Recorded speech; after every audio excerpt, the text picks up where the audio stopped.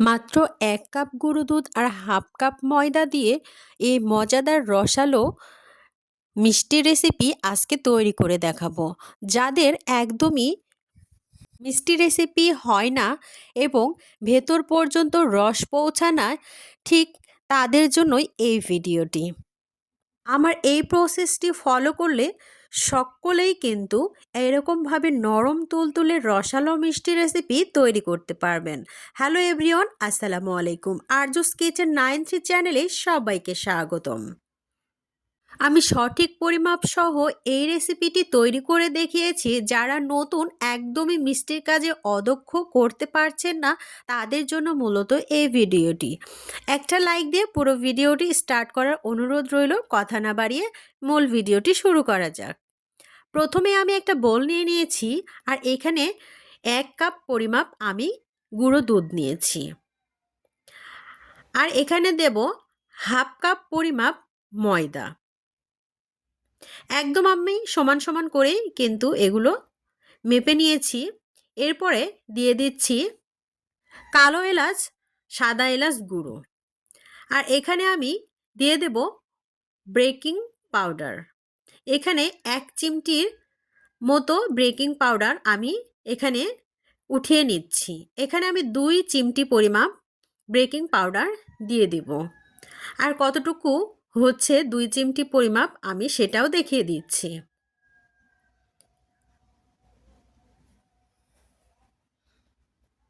এই 2 চিমটি পরিমাপ আমি এই বেকিং পাউডার দিয়ে দিলাম। আর এখানে লাগছে 1 চামচ পরিমাপ ঘি।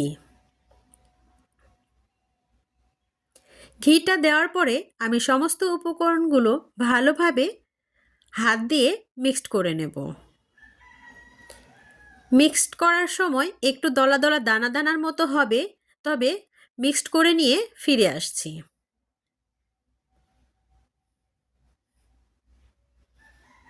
ঠিক এভাবেই কিন্তু মেখে নিতে হবে। নরম তুলতুলে মিষ্টি তৈরি করতে চাইলে কিন্তু আমার এই প্রত্যেকটা স্টেপ ফলো করলেই আপনারা সঠিকভাবে এই মিষ্টি রেসিপিটি তৈরি করে নিতে পারবেন। দেখুন, একদমই পারফেক্টভাবে এগুলো মেখে নেওয়া হয়ে গিয়েছে, একদম দলা পেকে আসছে। মুঠি করলে দলা পেকে আসছে, তখনই কিন্তু বুঝে নিতে হবে এই মিষ্টির জন্য গুঁড়া দুধ রেডি হয়ে গিয়েছে। এখানে আমি মেপে 1 চামচের 4 চামচ পরিমাপ আমি কিন্তু লিকুইড দুধ দিয়ে দেব। এতটুকু ভিডিওটি স্কিপ করি নাই, প্রত্যেকটা স্টেপ আমি অনেক সুন্দরভাবে বুঝিয়ে দিয়েছি।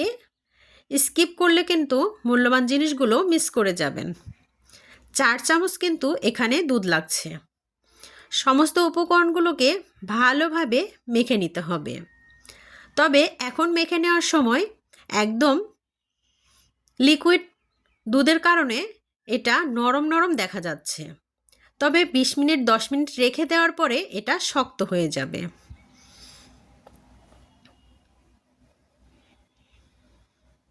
ঠিক এভাবে চিটচিটে হবে, কিন্তু 20 মিনিট রাখার পরেই এটা একদমই দলা পেকে আসবে। আমি এগুলোকে মেখে নেওয়ার পরে রেস্টে রেখে দেব 20 মিনিটের জন্য।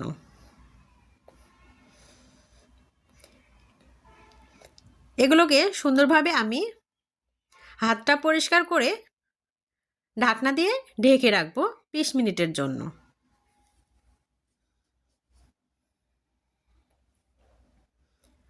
ঢাকনা দিয়ে ঢেকে রাখলাম।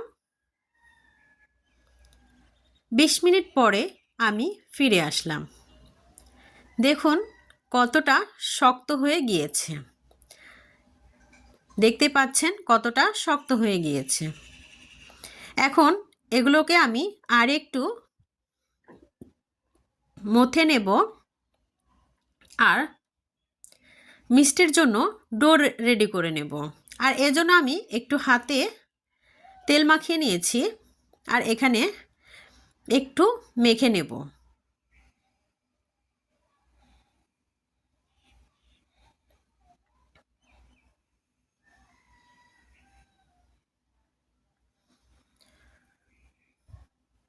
মিষ্টি বানানোর জন্য আমি একই সমান করে লেচি কেটে নিচ্ছি। এই জিলাপির শেপে আমি এই মিষ্টিগুলো তৈরি করব, এর জন্য ডোগুলো একটু বড় বড় করে নিলাম। তবে আপনারা বিভিন্ন শেপে এই মিষ্টিটা তৈরি করে নিতে পারবেন।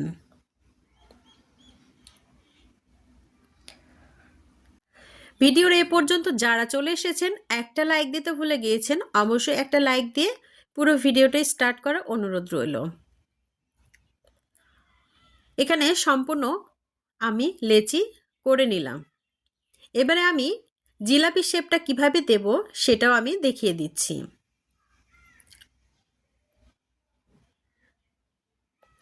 একটা নাস্তা আমি রেডি করে দেখাচ্ছি কিভাবে আমি এই জিলাপি শেপটা দিলাম। ভালোভাবে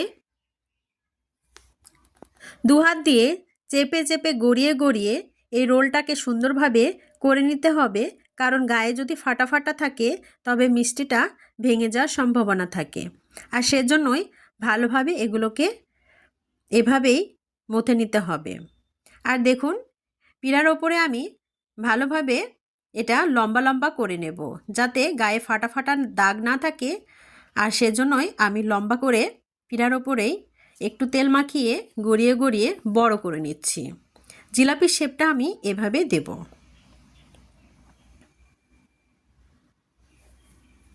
গুঁড়া দুধ আর ময়দার মিশ্রণের যে ডোটা আমি রেডি করেছিলাম সেটা একদম লম্বা লম্বা করে নিয়েছি। এখন এক পাশটা আমি একটু চ্যাপটা করে দেব আর ঘুরিয়ে নিয়ে এসে ওই পাশটা আমি ওই একই মাথার ওপরে চেপে দিলাম। সুন্দর নাস্তা তৈরি হয়ে গেল। ঠিক এভাবেই আরও একটা নাস্তা আমি রেডি করে দেখিয়ে দিচ্ছি। আমার এই ভিডিওটি দেশ এবং দেশের বাইরে থেকে যারা দেখছেন তাদেরকে অনেক অনেক ভালোবাসা।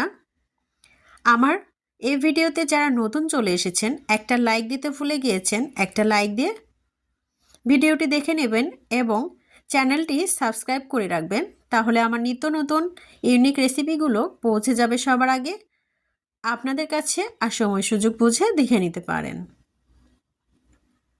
আর বেশি ভালো লেগে থাকলে অবশ্যই ফ্রেন্ডস অ্যান্ড ফ্যামিলির সঙ্গে শেয়ার করে দিতে পারেন। আর এই ভিডিওটি যদি ফেসবুক পেজ থেকে দেখেন অবশ্যই পেজটি ফলো করে রাখার অনুরোধ রইল।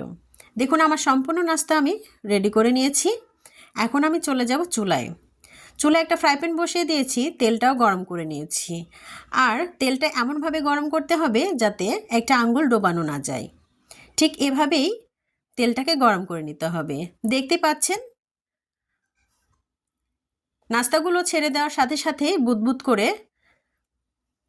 ফেনা ফেনা উঠে আসছে। একদমই কিন্তু লো টু মিডিয়ামে আঁচে রাখতে হবে। হালকা আঁচে রেখেই কিন্তু এগুলোকে 10 মিনিটের মতো ভেজে নিতে হবে। আর নাস্তাগুলো তখনই আস্তে আস্তে ফুলে যাবে। দেখুন আমার নাস্তাগুলো আগের তুলনায় একটু ফুলে গিয়েছে। এখন এগুলোকে আমি উল্টে দেব। উল্টে পাল্টে কাঙ্ক্ষিত কালার না আসা পর্যন্ত ভেজে নিচ্ছি। ভিডিওটি মনোযোগ সহকারে দেখলেই পারফেক্টভাবে এই মিষ্টি রেসিপিটি তৈরি করে নিতে পারবেন। আমার এক পাশটা হয়ে গিয়েছে, আমি এটাকে উল্টে দিয়ে আরও এক পাশটা ভেজে নিচ্ছি।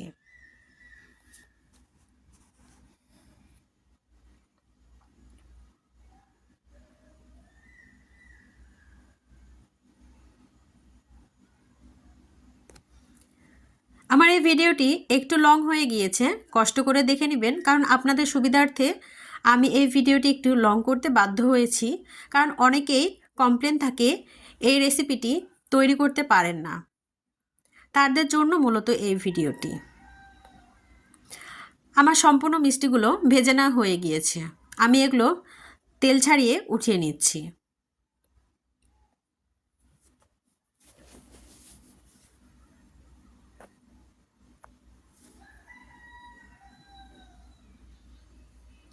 নরম তুলতুলে হয় এই রেসিপিটি, মুখে দিলে মিলিয়ে যায়, খুবই সুস্বাদু। দোকানের থেকেও কিন্তু এই মিষ্টির স্বাদ দ্বিগুণ হয়, খুবই ভালো লাগে খেতে। ঘরোয়াভাবে যদি পরিবারকে এরকম একটা মিষ্টি রেসিপি উপহার দিতে পারেন, ছোট থেকে বড় সকলে এই মিষ্টি রেসিপিটি তৃপ্তি সহকারে খাবে এবং বারবার রিকোয়েস্ট করবে এই রেসিপিটি তৈরি করার জন্য। সম্পূর্ণ ভেজে নেওয়া হয়ে গিয়েছে। আমি এগুলোকে একটু ঠান্ডা করতে দিয়েছি আর একটা চুলায় ফ্রাই প্যান বসিয়ে দিয়েছি আর 1 বাটি পরিমাপ আমি এখানে চিনি দিয়েছি আর এখানে সেই বাটিরই 1.5 বাটি পরিমাপ আমি পানি দেব।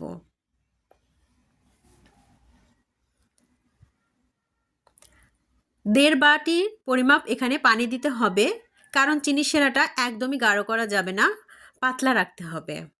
চিনিটা গলে যাওয়া পর্যন্ত এই চিনিগুলোকে আমি জাল করে নেব। একটু বলক উঠিয়েই কিন্তু আমি চুলার আঁচটা বন্ধ করে দেব। কিভাবে করে নিচ্ছি একটু মনোযোগ সহকারে ভিডিওটি দেখে নেবেন।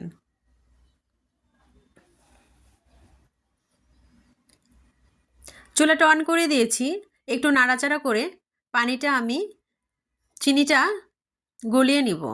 আর দেখুন বলকটা উঠে গিয়েছে, আমি কিন্তু বেশি বলক দেই নাই, এখানে লাল চিনির কারণে পানির কালারটা একটু চেঞ্জ হয়েছে। এই নাস্তাগুলো আমি ভেজে রেখেছিলাম, এগুলো আমি একটু গরম গরম আছে, এখন আমি এই নাস্তাগুলোকে দিয়ে দেব চিনির শিরায়। চুলার আঁচটা একদম মিডিয়ামে রেখেই এই মিষ্টিগুলোকে 1 মিনিটের মতো জাল করে নিচ্ছি।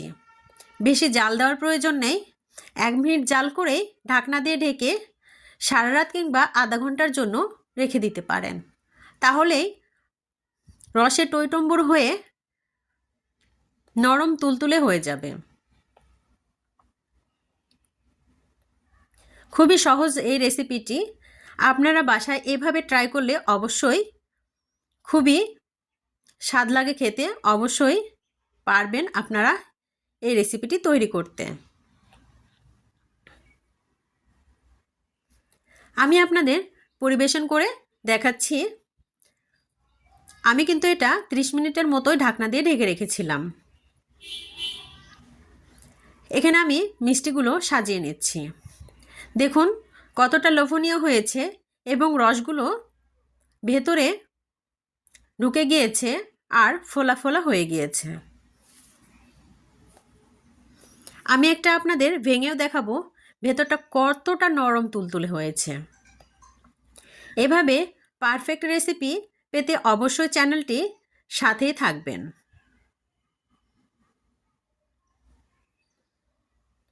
শিরাগুলো একদম চুষে নিয়েছে আর দেখুন কতটা বড় বড় হয়ে গিয়েছে। কেমন লাগলো আমার এই রেসিপিটি কমেন্ট বক্সে অবশ্যই জানাতে ভুলবেন না। আপনার একটা মন্তব্য কিন্তু আমার ভিডিও বানাতে অনেক উৎসাহিত করে। আমি একটা আপনাদের ভেঙে দেখাচ্ছি ভেতরটা কতটা নরম তুলতুলে হয়েছে।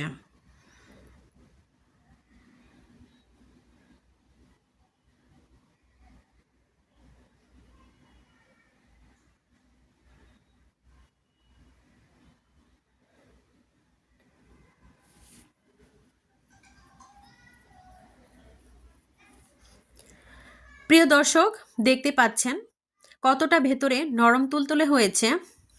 চামচের সাহায্যে আমি দেখিয়ে দিলাম এবং হাত দিয়েও আমি দেখিয়ে দিচ্ছি কতটা ভেতরে রস ঢুকে ফাঁপালো এবং নরম তুলতুলে হয়েছে। কেমন লাগলো আমার এই রেসিপিটি অবশ্যই কমেন্ট বক্সে জানাতে ভুলবেন না। নতুন নতুন রেসিপি পেতে এবং ইউনিক রেসিপি পেতে অবশ্যই চ্যানেলটি সাবস্ক্রাইব করে রাখবেন এবং চ্যানেলের সাথেই থাকবেন। সকলেই সুস্থ থাকবেন, ভালো থাকবেন। আল্লাহ হাফিজ।